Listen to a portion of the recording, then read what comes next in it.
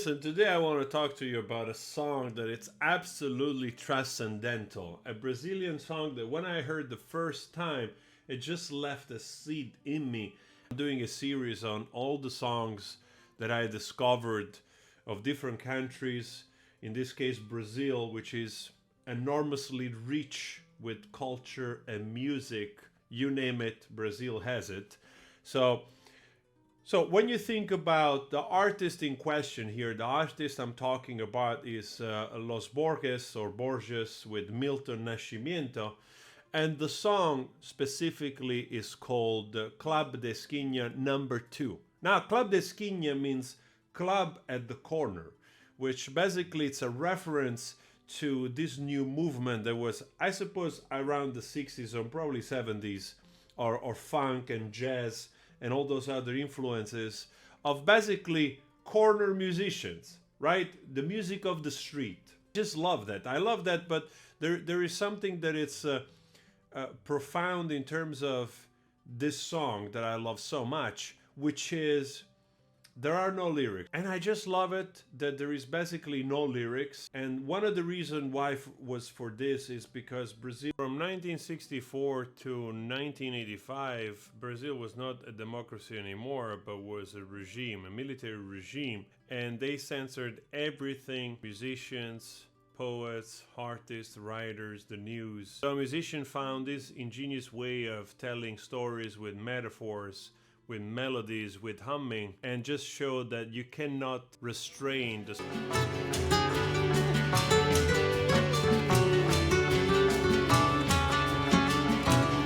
Few minutes later. Wow, man, you know what? I don't know what it is.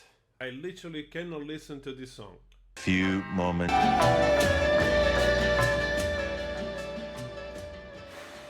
All right, I had to recompose myself for a moment, and I think I got it.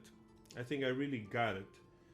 As I was listening to this last part, this crescendo of Milton in falsetto that goes sky high, that truly feels like a liberation, a revolution.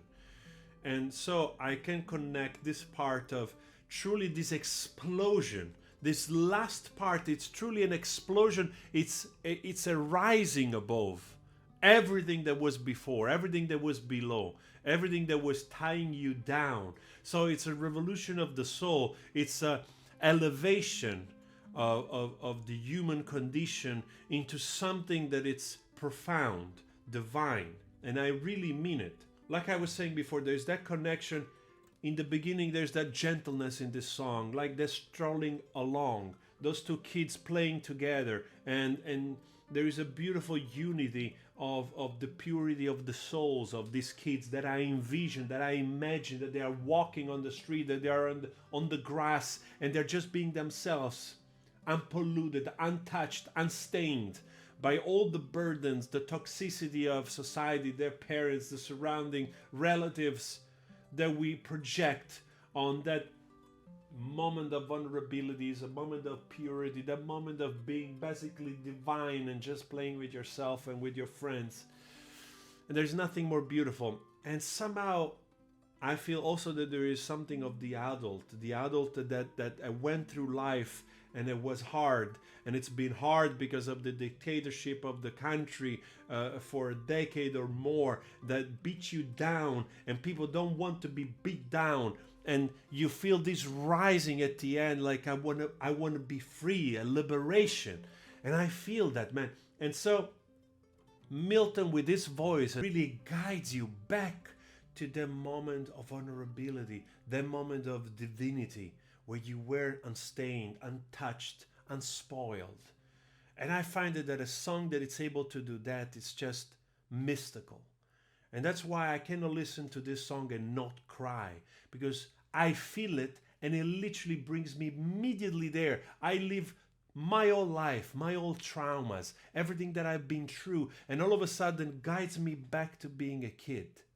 And I feel that, and feeling that moment of purity when I was full, complete, without any pressure, without anything that went afterwards, any scar, something that was so incredibly complete.